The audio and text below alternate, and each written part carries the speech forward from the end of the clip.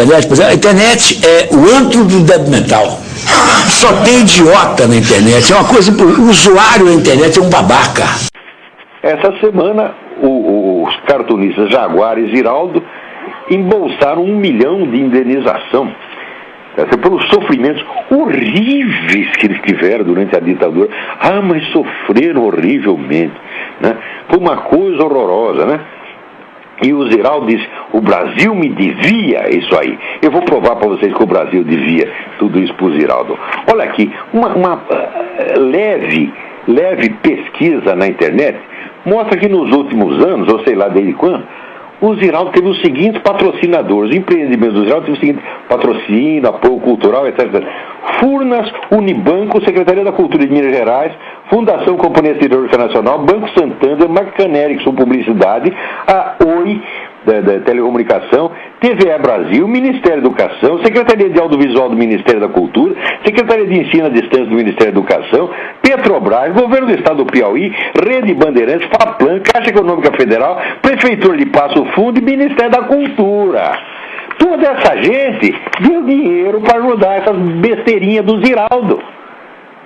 Porque o Brasil é o seguinte, o Brasil é um país que adora pegar um nego medíocre, faz um servicinho qualquer, tá certo? E dá ao camarada estatuto de grande artista, de gênio, etc, etc. É como antigamente existia no Brasil o mercado dos pintores primitivistas. Os chamados pintores primitivistas, os quadros deles valiam uma nota no Brasil. Você atravessava a fronteira, aqueles quadros não valiam nada. O resto do mundo ignorava e desprezava solenemente os tais dos primitivistas. Então, aquele mercado era uma espécie de ilusão que só existia dentro do Brasil. Agora, a genialidade de Ziraldo, Jaguar, etc., é desse tipo. Eles não são gênio coisa nenhuma, não são grandes artistas, nada, são apenas um desenhistazinho de merda. A obra inteira do Ziraldo é só estereótipo patrioteiro, do mais vagabundo, tá certo? E baseado num princípio moral idiota, que é o mais alto valor que existe é ser um cara legal. Quer dizer, é uma moral de retardado mental, você está entendendo? Agora, o que o Ziraldo sofreu? O Ziraldo, você teve no pau de arara, tu levou porrada, nunca aconteceu nada, rapaz. O que aconteceu é que você, naquela época, você não ganhou todo o dinheiro que você queria. Tá certo? Agora, como depois você só ganhou desses 20 e poucos patrocinadores aqui, não está satisfeito e acha que o povo brasileiro tem que trabalhar para encher seu cu de dinheiro. Por quê? Porque você, como empresário, você é um incapaz. Você é um incapaz. Os seus empreendimentos são incapazes de se sustentar. Você inventou aquela merda, aquela revista Bundas, que é a única revista no mundo que tinha como título o nome do órgão pensante dos seus redatores e, sobretudo, do órgão pensante do seu diretor, que é o Ziraldo. Tá certo? A Bundas era uma revista assim, copiada do Pasquim com 20 anos de atraso. Uma revista xoxa, idiota, forçada, tá certo? Aquele humor caquético. Aquilo lá não podia vender, não podia ter sucesso. Daí foi lá correndo pedir dinheiro para o Itamar Franco. Eu não sei se o Itamar deu ou não. Eu acho que deu. O governo de Minas Gerais deve ter dinheiro para sustentar artificialmente a Bundas, né? Manter a bunda de pé, tá certo? Durante mais algum tempo. Mas mesmo assim fracassou. Depois inventou um negócio chamado Palavra, depois inventou mais não sei o quê. Ou seja, você como empresário, você é um fracasso. Você vive de patrocínio, todo mundo tem que ser seu patrocinador. O país tem que patrocinar você.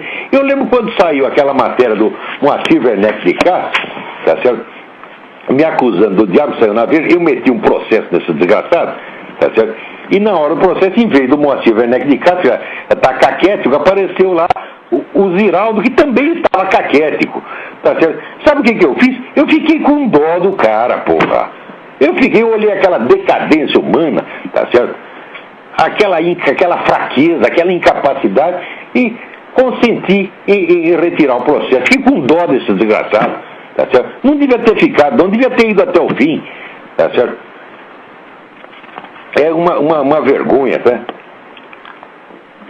Agora tá aí, quer mais dinheiro. A internet é o antro do débil mental. Só tem idiota na internet. É uma coisa, o usuário da internet é um babaca. Então, por falar em burrinho demais, esta semana apareceu mais um gênio aí. Eu vou lá derrubar o Olavo de Carvalho, publicou um artigo tal de Gustavo Moreira, publicou um artigo chamado Imposturas de Olavo de Carvalho, onde ele pega um pedacinho de um programa, note bem, Ninguém escreve um negócio para contestar um livro meu, uma tese minha, nada. Pega 3 minutos de programa, né? E daí escreve 100 laudas sobre o negócio, né? Quer dizer, isso é fantástico. Já viu assim, a reputação de um filósofo ser julgada não pelas suas obras, mas por uma coisinha que ele falou no programa de rádio. Meu Deus do céu, como é possível? Só no Brasil acontece um treco desse. E, ó, o que o sujeito falou em 3 minutos no programa de rádio, você responde em outros 3 minutos no programa de rádio e pronto, acabou. Né? Agora, o sujeito pega aqui e diz, vai fazer um estudo profundo. Né? Onde eu estava dizendo ali que este negócio, vamos dizer, de colocar a comunidade negra como vítima da perseguição europeia, branca, etc., etc., é uma coisa absolutamente desproporcional, porque houve muito mais escravidão no mundo árabe, tá certo? E, mais ainda, negros e mestiços estiveram entre os grandes proprietários e traficantes de escravos desde o início, muito antes do europeu chegar na Europa. Tá certo? Então eu estava falando da desproporção entre o tráfico negreiro no mundo árabe, na própria África, e no mundo ocidental, dizendo que durante muito tempo só se falou a respeito deste, esquecendo o outro e perdendo, portanto, o senso das proporções. O rapaz ficou brabíssimo e escreveu um artigo aqui, Imposturas de Olavo de Carvalho. Então ele pega as autoridades da matéria e faz um artigo praticamente constituído só de citações das autoridades, que ele aqui transcreve, né? Transcreve não, põe lá uma cópia fotostática dos trechos, né? Provando que, segundo esses estudiosos, eu estou completamente errado, eu distorci tudo, né? Eu exagerei o tráfico islâmico, né? Tudo porque, no fundo, eu sou um racista filha da puta, evidentemente, quem não sabe, né? Então, só que quando você vai ver quem são essas autoridades, é o seguinte, ele não cita nem um livro sobre o tráfico islâmico. Ele só cita livros sobre o tráfico ocidental. Eu digo, meu filho, como é que lendo o livro sobre o tráfico ocidental se tira conclusões sobre o tráfico muçulmano? Que mágica é essa, hein? Segundo lugar, a bibliografia dele, a mais atual é a do Alberto Costa e Silva, A Manilha e o Libão, que é um livro publicado em 2002. O livro do Alberto Costa e Silva é uma obra-prima, eu mesmo recomendei. Só que é o seguinte, ele só trata do tráfico ocidental. No primeiro volume, que se chama Espada e a Lança, ele menciona, assim, em 2 páginas, de um livro de 700, ele menciona o tráfico islâmico de passagem, mas esse não é o assunto do livro. Então, agora, quantos livros você leu sobre o assunto do tráfico islâmico, Gustavo Moreira? Resposta, nenhum. Nenhum. Tu está chutando, meu filho. E as suas informações estão totalmente desatualizadas, porque esses especialistas que você cita, além de não tratarem do assunto, veja, por exemplo, Alberto Rani. Alberto Rani é um excelente historiador, besta reputado, só que é o seguinte, Alberto Rani morreu em 93. Ele não pode ter lido tudo o que se descobriu depois a respeito, que é uma coisa muito impressionante, daqui a pouco eu vou mostrar a vocês. Outros, ele pega são doutrinários marxistas, como Perry Anderson, tá certo? Ou um simples apologista da Revolução Islâmica, como Amin Maalouf. Quer dizer, primeiro, não são especialistas na matéria. Segundo, aqueles que são, como por exemplo Manolo Florentino, um estudioso brasileiro, muito sério. Só que é o seguinte, ele só estuda o tráfico brasileiro. Pô, vejam lá a bibliografia dele, vejam os trabalhos dele, são um trabalho muito bom, por exemplo, comparando, né, o tráfico na Bahia e em São Paulo. Eu digo, mas escuta, como é que você estudando Bahia e em São Paulo, você vai saber o que estava se passando na Zâmbia, na Serra Leoa? É impossível, meu filho. Então você tem que procurar, você quer falar do assunto, vai procurar a bibliografia sobre o assunto, não sobre um outro assunto parecido. Então aqui, vou dar algumas, aliás, toda a bibliografia que ele cita é em português, então estou discutindo com mais um erudito monoglota, é um negócio fantástico no Brasil. Né? Então o cara lê esses livros que já são de circulação usual, né, no meio universitário brasileiro, lê aqueles 5 livrinhos e acha que sabe tudo. Digo, bom, tudo isso está enormemente desatualizado, praticamente tudo o que se sabe sobre o tráfico islâmico foi descoberto nos últimos 20 anos, pelo menos 30, né? Então é realmente novidade, mas que um estudioso, um erudito, como vocês pretendem, tem a obrigação de estar informado. Mas primeiro você tem que aprender a ler em línguas estrangeiras, meu filho, coisa que você não sabe, você só lê livro em português. Tá certo? Então eu vou mostrar aqui alguns livros essenciais para o estudo do assunto, que não vamos nem entrar na discussão da matéria, porque as informações dele estão tão desatualizadas, estão tão por fora, ele ignora tão completamente o tráfico islâmico, que a única coisa que ele pode fazer é realmente, né, tirar um PDF de alguns livros altamente desatualizados e botar aqui para, né, exibir a cultura que não tem. Então, antes de tudo, meu filho, você quer discutir o assunto? Informe-se. Então, veja, Por exemplo, leia este livro, Les Négriers en Terre d'Islam, Os Negreiros nas Terras do Islã, de Jacques Heers, tá certo? Que foi professor de História da Sorbonne e publicou vários livros a respeito das cruzadas e da escravidão. Né?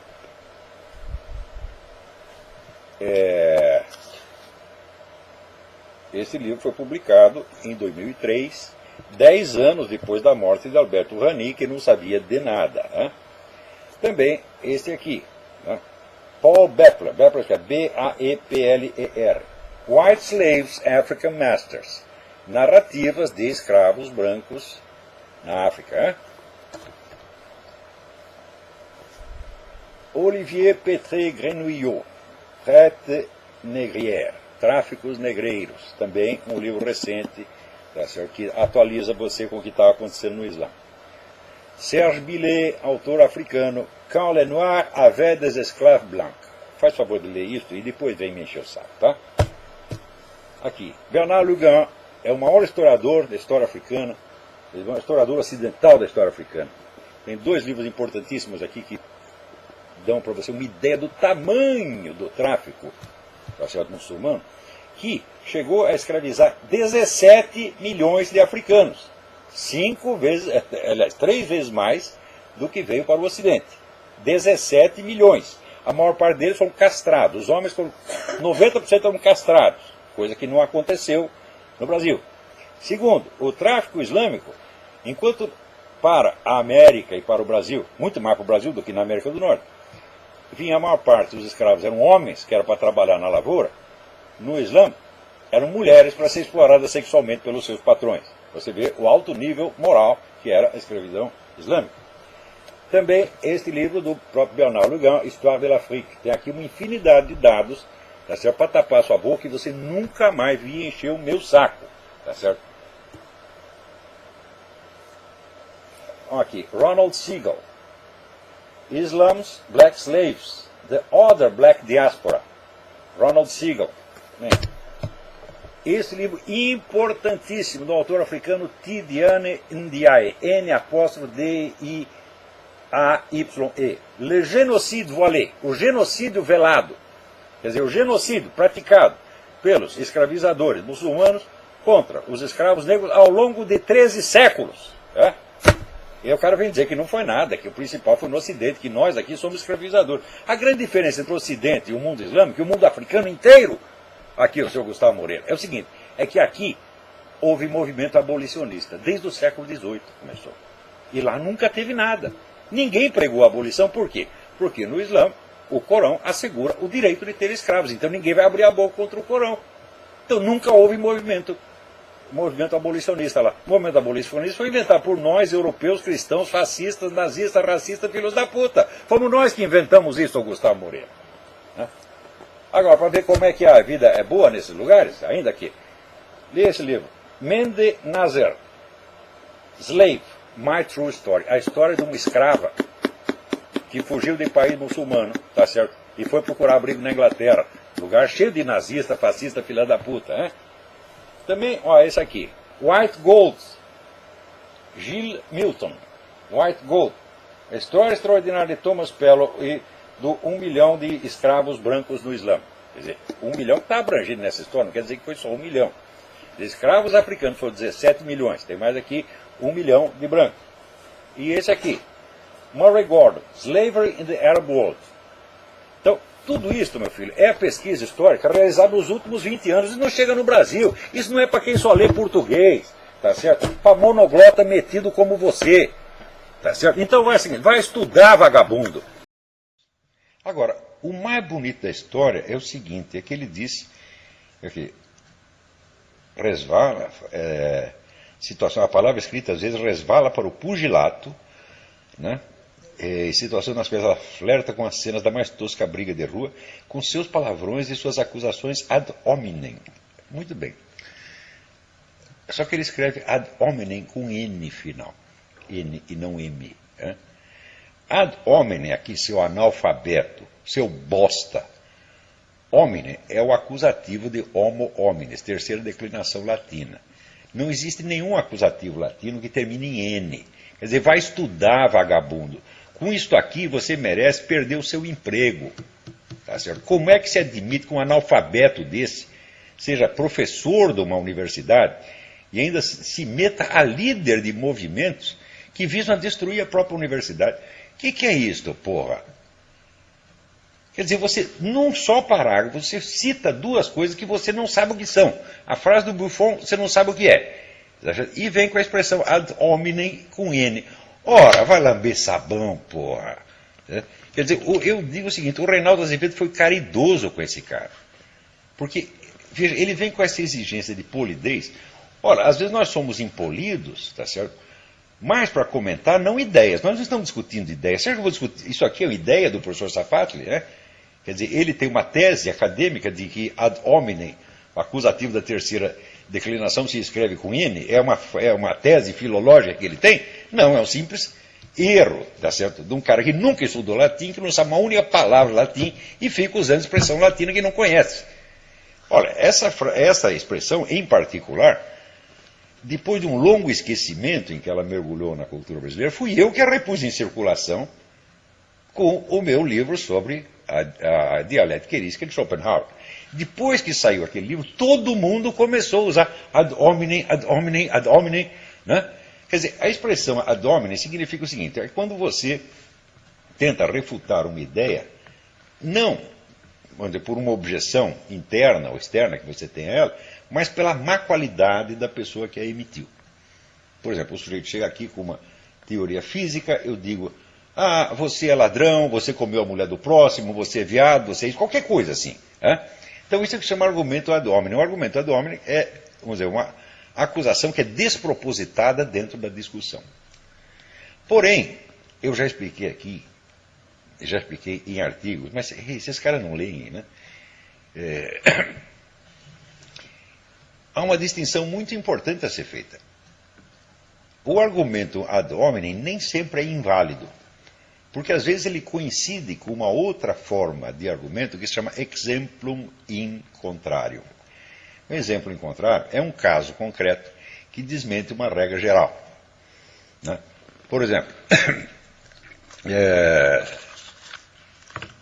se você diz que,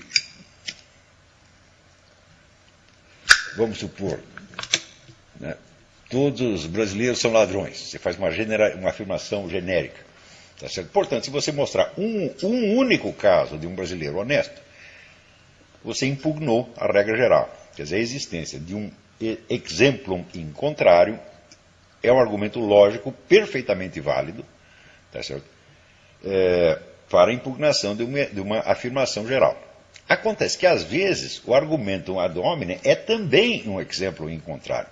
E note bem, eu só usei argumento ad hominem quando usei, o que não é frequente, tá certo? Quando coincidia de ser também um exemplo in contrarium.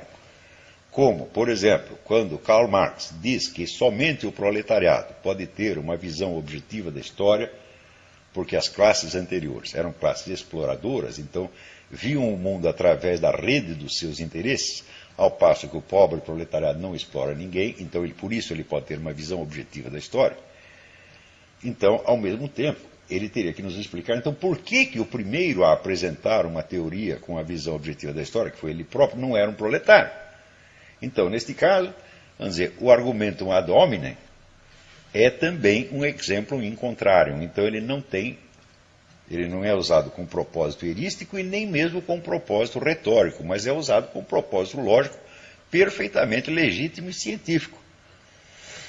Qualquer juízo universal é impugnado automaticamente pela, vamos dizer, exibição de um único exemplo in contrarium, para não falar de vários. Tá certo? Na verdade, se você pegar a ordem inteira dos teóricos do marxismo, você não tinha um único proletário entre eles, mas nenhum. Tá certo? Então, quer dizer, como é que é o proletariado que tem a visão objetiva da história, se aqueles mesmos que estão levando ao proletariado essa visão objetiva não são proletários eles próprios? Então, a realidade da vida dessas pessoas desmente a regra geral que eles estão anunciando. Por quê? Porque ela é um exemplo in contrarium que impugna essa regra, tá certo? Então, no caso aí do professor Safatli, né, o exemplo, o argumento ad hominem usado contra ele, embora moralmente justificado, não tem valor lógico.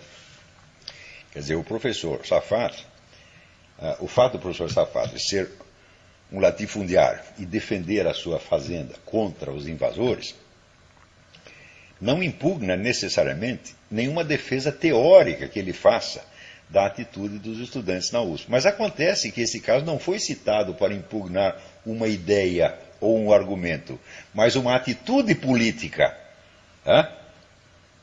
Não se trata de, vamos dizer, impugnar uma ideia, um argumento ou uma teoria, alegando uma safadeza do seu, uma safatleza do seu Safatli. Não se trata disso. Trata-se de mostrar, vamos dizer, duas condutas que se impugnam mutuamente. Ora, quer dizer, se trata, vamos dizer, de comparar não uma ideia com os atos da pessoa, mas um ato com outro ato, então o argumento ad hominem é perfeitamente legítimo, porque não se trata de uma discussão de ideias. Em terceiro lugar, quando ele diz que nós perdemos o estilo quando a palavra escrita resvala para o pugilato, mostra-se ainda mais ignorante da literatura universal, tá certo? Porque alguns dos maiores estilistas da história usava a palavra exatamente como arma de pugilato. Esse indivíduo ele nunca leu Santo Agostinho, ele nunca leu São Bernardo, tá certo? Ele nunca leu William Hazlitt, ele nunca leu Georges Bernanos, ele nunca leu Leon Blois. Se você tirar desses autores o elemento de briga e de pugilato e de agressão que tem ali, acaba o estilo deles. Desaparece completamente. Então, quando ele contrapõe o estilo à agressividade verbal, mostra que é um analfabeto. E, aliás, até os palavrões, meu filho. O que seria da obra do Jorge Amado se você retirasse os palavrões? O que seria da obra de Henry Miller se retirasse os palavrões?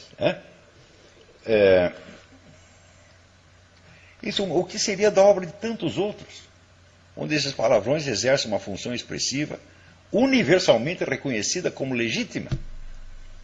Outra coisa, ele não sabe sequer distinguir quando um palavrão é usado, vamos dizer, como expressão imediata de um sentimento, e quando ele é usado em maneira irônica, quando tem duplo ou triplo sentido calculado, quando é usado com aquele distanciamento artístico. Ele não sabe.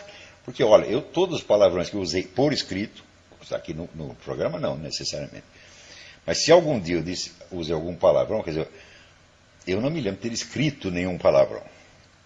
Mas alguma expressão assim mais blanda, como pum, por exemplo. O Safatli ficou muito bravo porque o Reinaldo falou de pum no elevador. Então, sempre foi usado com distanciamento estético, meu Deus do céu. Mas se os caras não sabem ler, se o cara não sabe nem a terceira declinação latina, que devia ter aprendido no ginásio, e se aventura a exibir uma cultura que não tem, mostrando que é realmente um vigarista, eu repito, isso é vigarice, seu Safatli, Quer dizer, não se usa uma expressão que não se compreende. Um acadêmico, um intelectual, não tem o direito de fazer isso jamais.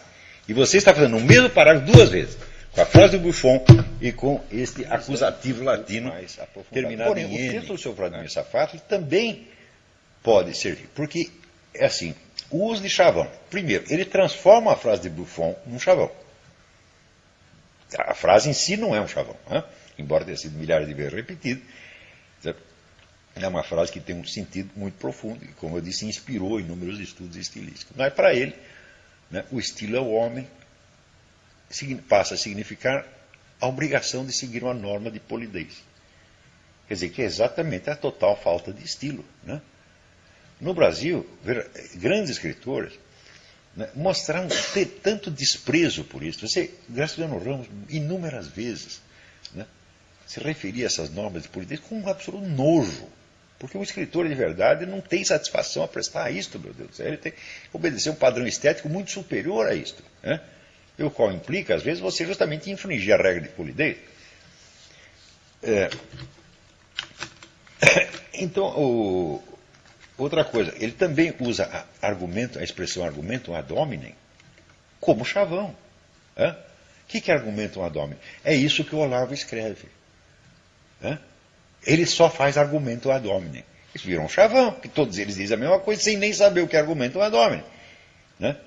E tentando ocultar, vamos dizer, as milhares e milhares de páginas de análises muito sérias e pesadas que eu fiz a respeito de assuntos complexos, que eles não são nem capazes de entender, quanto mais de refutar, meu Deus do céu.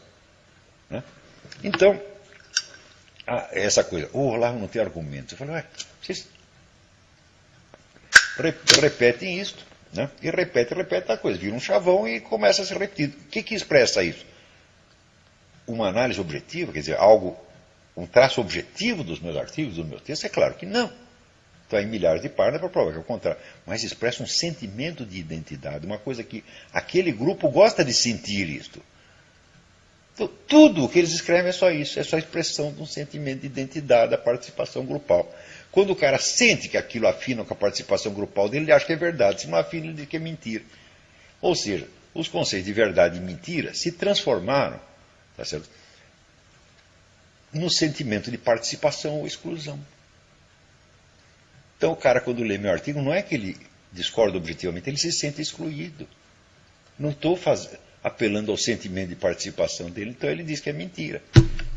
A mentira significa não gosto e a verdade significa gosto. Gosto exatamente como meus colegas gostam, é o nosso gosto coletivo. Então, o critério de verdade e erro virou isso no Brasil, graças a esta geração de vigaristas, filhos da puta, que não tem direito de ensinar em ginásio. Safato, você não tem qualificação para ensinar em ginásio. Um professor de ginásio que fosse lá e escrevesse o acusativo da terceira declinação latina com N, o que os alunos iam fazer com ele no meu tempo? Impedir a demissão do cara imediatamente. E é o que você merece. Agora, aqui o Rodrigo José me manda uma carta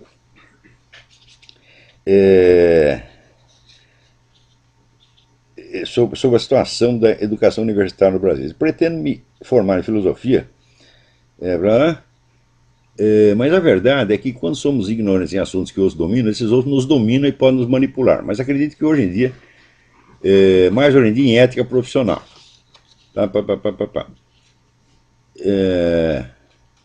Se refere aos formadores de opinião que estão formando a maneira como pensa a sociedade moderna futura, os futuros intelectuais como Emir Sader, Mariana Soares, João Carlos Kfouri, Quartim de Moraes e muitos outros.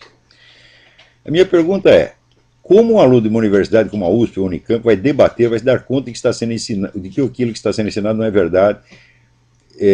O que me preocupa é como saber distinguir esses parasitas intelectualoides que estão em massa nas universidades e conseguem ter mais conhecimento que os outros mudaram a seus modos da história. Ora, ter mais conhecimento do que o aluno recém-chegado é coisa mais fácil. Qualquer professor tem, por definição. O problema é o seguinte, é o quanto. Se ele tem apenas o suficiente para te enganar e assustar, então é evidente que é um charlatão. Agora, o que eu recomendo é o seguinte, que eu sempre recomendei aos meus alunos, você estude rapidamente e fique sabendo mais do que eles, velho. E em seguida não os respeite mais. Quer dizer, cobre, exija, desmascare. Você pensa que vai prejudicar a sua carreira por causa disso? Não, vários alunos meus já testaram. Quer dizer, estudaram a matéria profundamente, quando o professor falava uma besteira, ele falava, não, professor, não é assim, é do outro jeito. Corrigiu o professor todo dia. O professor ficava aterrorizado e dava 10 para o sujeito até o fim do curso. Ele não vai querer se meter e enfrentar um leão, tá certo? Então, o segredo é o seguinte, não tem fórmula mágica, você tem que estudar mais do que os caras. O que eles falaram, você anota e você vai lá na bibliografia e confere. Sempre procure encarar o mesmo assunto desde 3 ou 4 ou 5 ou 10 pontos de vista diferentes. Se eles não te dão as fontes para isso, você mesmo vai ter que procurar. Ou, se é o caso, pergunta para mim. O cara recomendou um livro que diz tal coisa, quero um livro que diz o contrário. Eu indico um. Também aqui, o mesmo Rodrigo José pergunta, qual é a receita para se tornar um bom filósofo verdadeiro intelectual hoje em dia? Falo, olha, as condições da vida intelectual, eu acho que a primeira delas, você tem que ter amplitude de conhecimento, quer dizer, você tem que se interessar por todos os campos que são correlatos àquele que mais lhe interessa. Se você está interessado, por exemplo, em letras, Você vai ter que estudar história, você vai ter que estudar ciências sociais, vai ter que estudar filosofia, vai ter que estudar religião, tudo aquilo que dá o contexto do que você está estudando. Mas acontece que é o seguinte, uma vez num curso no Paraná eu disse aos alunos que, vamos dizer, um estudioso acadêmico, para ele se manter atualizado, ele tem que ler 80 livros por ano. Metade da sala desmaiou, outra metade saiu correndo.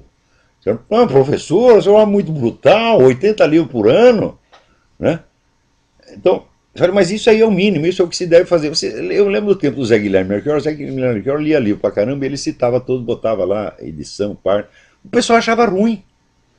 Eles acharam, não, isso aí é exibição. Falaram, mas peraí, eles não sabem nem que você citar as fontes faz parte das obrigações, né, do acadêmico. Então, e sobretudo eles ficavam mordidos porque o Zé Guilherme Melchior tinha lido coisa que eles jamais iam ler na vida. Aí comigo faz a mesma coisa, também cito as coisas, eles ficam mordidos, né? Daí leva assim, depois eu cito um livro, 10 anos depois aparece um monte deles citando o mesmo livro como se fosse pela primeira vez, né? Então, a primeira coisa é a amplitude. Segunda coisa, você tem que estudar, sobretudo, os problemas que você sente como problemas verdadeiramente importantes, não só objetivamente na história, mas que são importantes para você. Quer dizer, aqueles nos quais você possa assumir uma responsabilidade pessoal. De modo que você trata esses problemas com a seriedade, aquela seriedade feroz com que você trata num problema pessoal. Evitando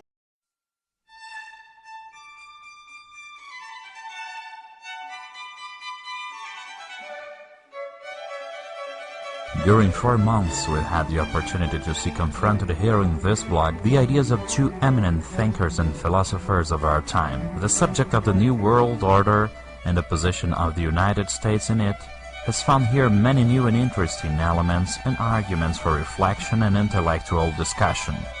The organizers of this debate would like to close this event thanking all the participants and the public in general. Thanks to both debaters for having gently accepted to participate in our completely independent initiative.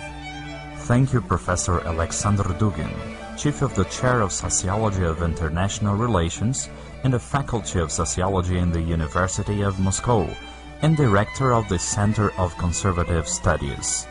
Thank you, Professor Olavo de Carvalho, Director of the Inter-American Institute and Professor of the Philosophy Seminar.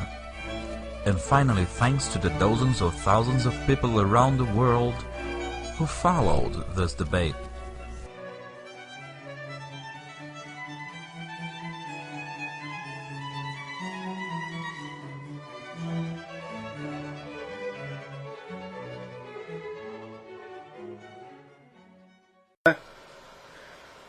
Você vê, as pessoas, por exemplo, elas têm medo de ser mencionadas nesse programa. Né?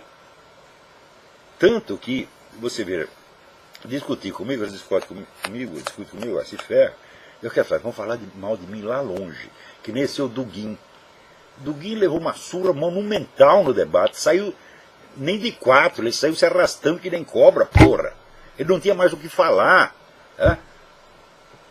Daí o que fez? Foi lá na USP fazer fofoca. Daí ele disse uma frase, esse Olavo de Carvalho, ele não pertence ao Dasein brasileiro. Daí todo mundo... A frase não faz nenhum sentido. O Dasein é a condição do ser humano, segundo Heidegger. E a condição do ser humano significa estar jogado num planeta sem saber o que está fazendo aí. Eu digo, mas esta é exatamente a minha condição no Brasil. Eu fui jogado lá, eu já falei 1000 vezes, eu sou um pobre espermatozoide português que foi jogado no transoceânico, eu fui parar lá. Então isso é exatamente o Dasein. Né? Quer dizer, qualquer sujeito que tenha nascido no Brasil faz parte do Dasein brasileiro. Quem não faz é o seu... Como eles não sabem o que é Dasein, né? E eles dizem, se ele diz que o Olavo não faz parte, é porque deve ser coisa boa. Então, Agora, esse bosta desse Dugin vai lá, fala mal de mim pelas costas. Por que não aproveitou para falar o que tinha que falar durante o debate? Porque não tinha mais nada o que falar. Porque assim, ele é um cara que leu muito, ele é muito erudito.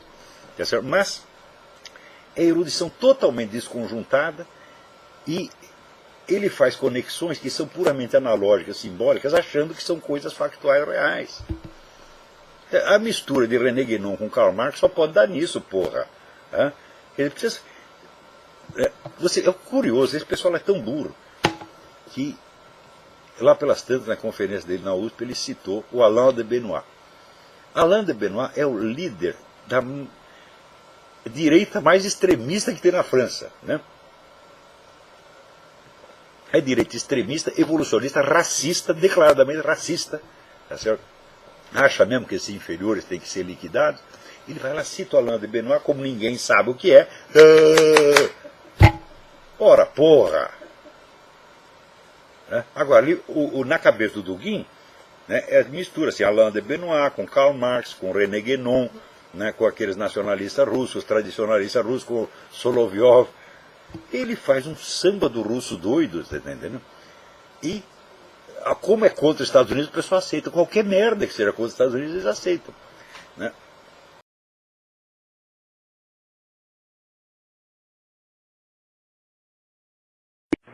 Vamos lá, tem outra pessoa na linha. Quem é? Alô? Alô, professor, meu nome é Roberto, tudo bom, professor? Roberto, tudo bem? Tudo bom. Professor, para eu entender melhor as forças que estão movendo pró e contra a implantação do governo mundial, né? No último programa, o senhor falou que as forças pró-governo mundial, uma delas são os globalistas ocidentais, não é isso? Isso. A segunda força, o senhor falou que era KGB. É o movimento comunista. KGB isso. é uma... KGB seria o movimento comunista, né? Está designando, vamos dizer, um conjunto por uma das suas expressões, que é a KGB. Mas é o movimento comunista. E o terceiro? E o terceiro é o Islã. É o Islã. Com relação aos movimentos contra a implantação do governo mundial, veja se eu estou correto. Para mim, acho que são 3 obstáculos, né? Um seria os Estados Unidos, né? Não sei se eu estou errado. O nacionalismo americano é um obstáculo. O nacionalismo israelense é outro obstáculo. E o terceiro seria o cristianismo. Pela Europa também são obstáculos. Certo. Acontece que o nacionalismo atuante mesmo, você só vê aqui nos Estados Unidos e em Israel. Nos outros movimentos nacionalistas são minoritários e às vezes estão na mão de maluco, que não entende. Não entende o que está se passando. Certo. Você vê, na França, esse é o Le Pen. Ele tem um movimento nacionalista. Só que é o seguinte, ele é anti-judaico. Então como é que você vai poder fazer uma frente contra o governo mundial? Os dois pilares da resistência são americano e judeu. E ele já começa indo contra metade. É maluco, evidentemente. Certo. Uma coisa que eu não entendo com relação... Está muito cheio desses caras que não têm capacidade para organizar uma coisa de verdadeiro relevo, tá entendendo? Agora, aqui em Israel tem. Certo. Uma coisa que eu não entendo em relação a Israel é o seguinte, seria ignorância minha, tá?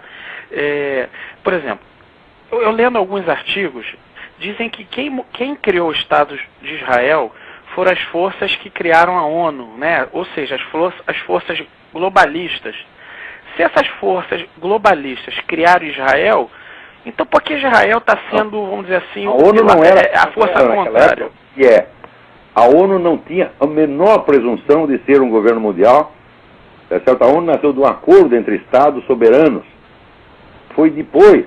Existe o livro do Cliff Kincaid e o livro do Edward Griffin sobre a ONU. O livro chama-se The Fearful Master. E depois o livro do Cliff Kincaid e agora, que chama assim, o Poder Global, uma coisa assim. A ONU e o Poder Global, uma coisa assim. Cliff Kincaid. Aí você vai ver que a transformação da ONU em instrumento de implantação do governo mundial foi uma coisa bastante posterior. Começou nos anos 70. Tá. Tá certo? Então, não se esqueça o seguinte, quem era o secretário-geral da ONU quando surgiu o Estado de Israel? O nosso Oswaldo Aranha, grande diplomata brasileiro. Meu Deus, quando você vê um homem da estatura, da coragem, vamos dizer, da virilidade intelectual e política do Oswaldo Aranha, e compara com esses merda que tem hoje, esses capados, tá entendendo? Bando de vigarista, capado, sem vergonha. O Brasil decaiu muito. Então, o Oswaldo Aranha presidia a Secretaria-Geral da ONU quando Israel foi aprovado. Ele foi um dos grandes promotores da causa israelense. O que era o Oswaldo Aranha? Era um nacionalista brasileiro extremado. Era um homem do Getúlio Vargas. Certo. Então uma por coisa exemplo, é outra. Então nós não podemos atribuir, não podemos explicar o que aconteceu antes pelo que aconteceu depois. É isso? Então, certo. Espero que tenha respondido. Certo. Tá bom, professor. Muito obrigado, hein? Obrigado eu. Olha aqui, o Estado de Israel, você pode pensar o que você queira. Você pode até nem gostar de judeu, mas ainda que não gostando, você tem que reconhecer uma coisa. O Estado de Israel, a existência e persistência do Estado de Israel é uma necessidade absoluta para a defesa de direitos fundamentais da humanidade. Se está contra Israel, está contra a espécie humana. Se está contra Israel, você quer o governo global. Entendeu? Então, vamos lá. Agora, o que o governo global nos promete? Veja o que o Obama está fazendo aqui. O Obama, representando o governo global, ele é contra os Estados Unidos e a favor do governo global. Mas mesmo assim ele não pode dar muita bandeira, por quê? Porque tem gente no partido dele que também não concorda com essas coisas. Mas se ele pudesse, ele implantaria a nova ordem global amanhã. Acabava com os Estados Unidos, acabava com fronteiras nacionais, todo mundo ia erguer a bandeira da ONU, ou a bandeira da Comunidade Europeia junto com a do seu Estado, e depois um pouquinho acima do seu Estado, da do seu Estado, e no fim a bandeira do seu Estado desaparece, e fica só o macro-império. Nesse macro-império vai vigorar uma nova civilização, novos princípios educacionais, novos princípios morais, tudo inventado por esses desgraçados. Entre os princípios morais, esse aqui, o Kevin Jennings, assessor do Obama, né, quer distribuir livros de pornografia para as crianças nas escolas. Sobretudo pornografia gay. É o manual de dar o cu. É assim que se dá o cu, meu filho. Faça isso aí. Daí ele complementa. Eu experimentei e gostei. Então você também tem que experimentar e gostar. Tá certo? Ah, não quero. Tá? Ah, você é um fascista, né? Extremista de direita. Né? Ah, meu Deus do céu. Christopher Calder, que é do Financial Times, lançou um livro, Reflexões sobre a Revolução na Europa. Onde ele diz o óbvio. Ele diz o seguinte,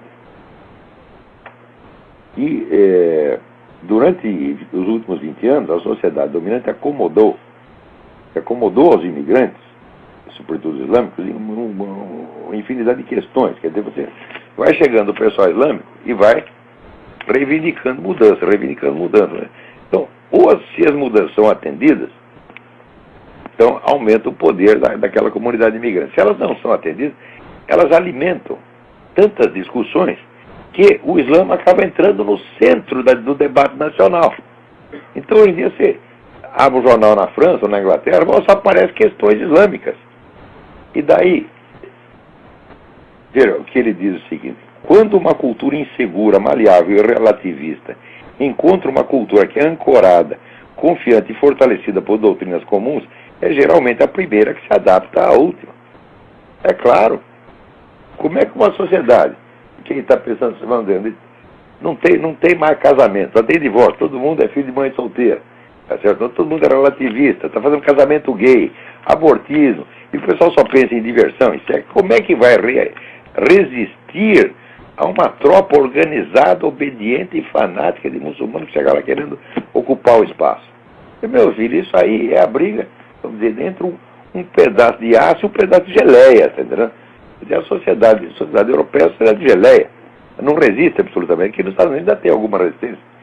Mas note bem, quase 150 anos atrás, Ernesto Renan, que foi um dos pioneiros dessa mentalidade modernista, ateística, relativista, etc., ele dizia o seguinte: antes um povo imoral do que um povo fanático.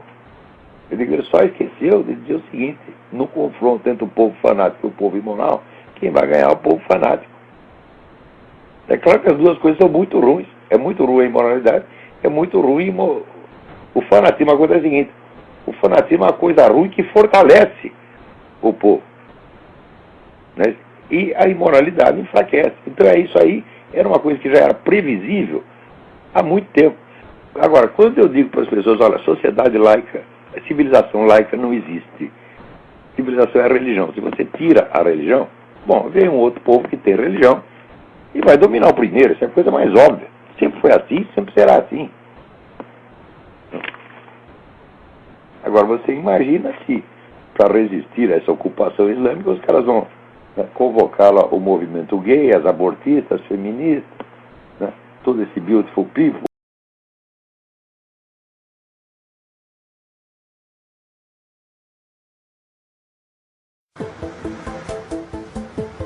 Max Schrems ist 24 Jahre alt, er studiert Jura in Wien und ist Mitglied bei Facebook. Soweit, so normal. Aber gerade hat er etwas gemacht, was bisher einmalig ist. Er hat Facebook angezeigt, wegen Datenmissbrauch. Das, was Facebook teilweise heute tut, ist verboten. Aber ich lasse mich von katastrophalem Datenschutz nicht vertreiben. Der Jurastudent sorgt gerade für Schlagzeilen, weil er herausfand, dass vermeintlich gelöschte Daten nicht gelöscht werden. Dabei wollte Max Schrems nur mal wissen, was Facebook über ihn gespeichert hat. Reine Neugier. Ich habe zufällig mitbekommen, dass es irgendwo so ein Online-Formular geben soll auf Facebook. Und das habe ich dann gesucht. Das hat eine halbe Stunde bis Stunde gebraucht, weil es recht gut versteckt ist. Und ich bin dann eben auf dieses Formular gestoßen, habe das dann ausgefüllt. Am Anfang kriegt man ein paar E-Mails von Facebook, wo sie probieren, einen irgendwie abzuwimmeln. So, ihr könnt sich einloggen und da kann man alles sehen. Und ich bin ein bisschen beständig geblieben und am Ende habe ich dann eben diese CD zugeschickt bekommen, in dem Fall aus Kalifornien direkt. Der Inhalt der CD: Datensätze ohne Ende. All das, was über Max gesammelt wurde. Ausgedruckt sind das 1200 Seiten, bei gerade mal 3 Jahren Mitgliedschaft. Im ersten Moment war es natürlich schon 1200 Seiten, wo ja, es hat kein CIA, KGB, sonst was, normalerweise über ein Normalbürger 1200 Seiten. Die Daten sind in Kategorien unterteilt. Insgesamt sind es 57. Es ist einfach alles schon so an einer absurden Grenze angelangt, wenn man sich überlegt, wenn man zum Beispiel allein die Messages vergleicht mit der Post. Das ist so, wie wenn jeder Brief von mir aufgerissen worden würde, gescannt wird, analysiert wird und für immer gespeichert wird. Und genau das macht Facebook. Wenn man sich das bei der Post vorstellt, ist das vollkommen absurd und jenseitig. Facebook tut einfach und sagt auch noch, sie dürfen das und das ist alles ganz vollkommen unproblematisch. In der Unterkategorie Messages findet er etwas, mit dem er nicht gerechnet hat. Nachrichten, die er schon längst gelöscht hatte.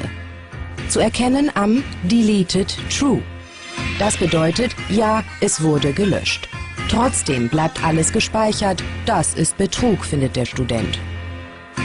Sie sagen, du hast alle Möglichkeiten, du kannst alles löschen, willst du es ganz wirklich löschen? Dann sagst du, ja, ich will es wirklich löschen, in Wirklichkeit tun sie es nicht. Und das ist unterm Strich reine User-Verarsche. Wer auch immer diese Daten sieht, kann innerhalb kürzester Zeit höchstpersönliche Dinge lesen. Sex, Teilnahme an Demos, Krankheiten. Stichwörter in der Suchfunktion reichen, um Entsprechendes aufzuspüren. Man findet gerade in den Nachrichten eigentlich zu allem dann irgendeinen Text, der dazu passend ist. Und aus dem kann ich innerhalb von 5 Minuten rauslesen, was jemand wählt, was für Krankheiten er vielleicht gehabt hat, irgendwelche Beziehungsdramen, was auch immer man halt auf Facebook abgewickelt hat, über irgendwelche, wo man Nachrichten geschrieben hat.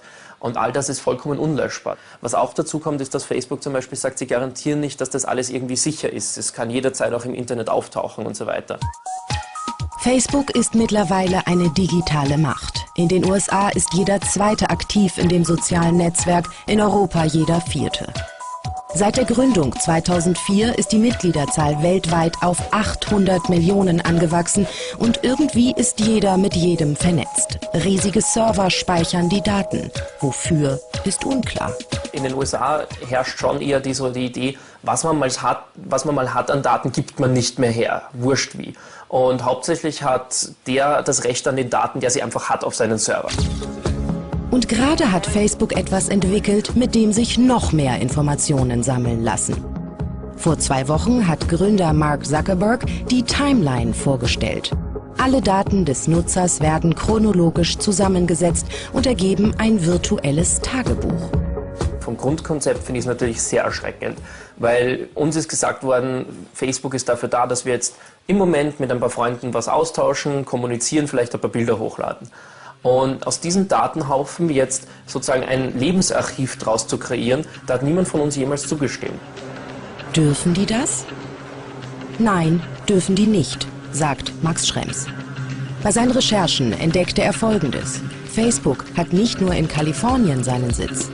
Seit 2009 gibt es eine zweite Firmenzentrale in Dublin, vermutlich um Steuern zu sparen. Wer in Europa lebt, hat seitdem einen Vertrag mit Facebook Irland. Als Jurastudent weiß er, dass das Netzwerk sich dann an das Recht in Europa halten muss. Das ist wesentlich strenger als in den USA. Er stellt Anzeige gegen Facebook. In 22 Punkten. Auf seiner Seite Europe vs. Facebook listet er sie auf. Die Anzeigen schickt er an die irische Datenschutzbehörde.